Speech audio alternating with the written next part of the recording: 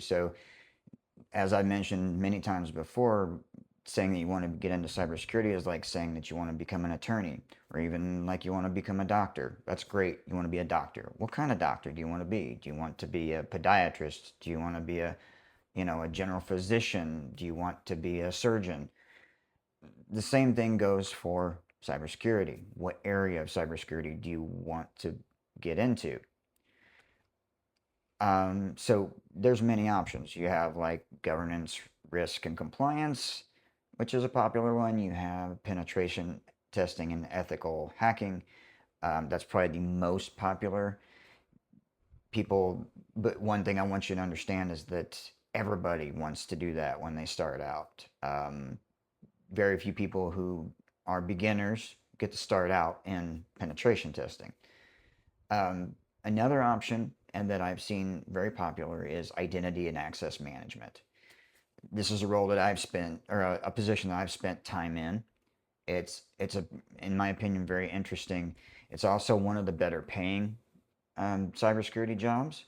So if you're interested in that, let me break it down a little bit for you. So just in the name, identity and access management. So identity, who are you? We're talking about when you log in. So when users log in, first of all, they have to have something to log into, right?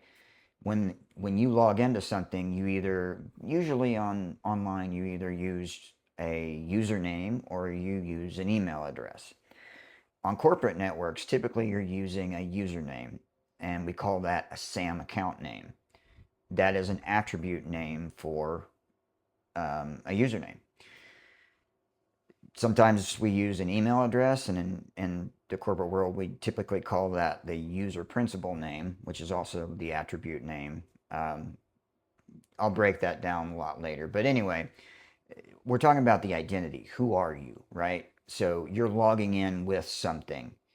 And so we're managing that identity. Now, there's a process for logging into something. You have authentication, and then you have authorization.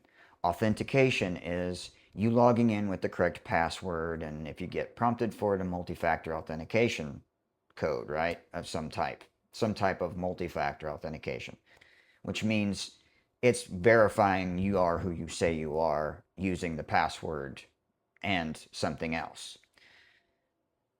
That's authentication, allowing you to come in. Authorization is once you get into the network, what do you have access to? So if you had a key to my front door, that gets you in the front door, but what rooms are you authorized to go into once you get in the house? So that's the difference between authentication and authorization. So identity and access management is managing that user identity and then what you have access to. And then the management piece of it is, how do we control that? How do we track it? How do we automate the process of adding users, allowing them to log in and manage their access? Okay, so that's a quick breakdown of identity and access management. If you're interested in getting into that sort of thing, some of the certifications that I would push, because if you've watched any of my videos, you know that I'm not terribly fond of certifications. Sorry, I bumped the camera. Software-based certifications are moneymakers. Companies like CyberArk, Ping, Okta, they all work in the identity space, and they all have their own certifications that you can get, that if you get one of those certifications, you have a greater chance of getting a high-paying job.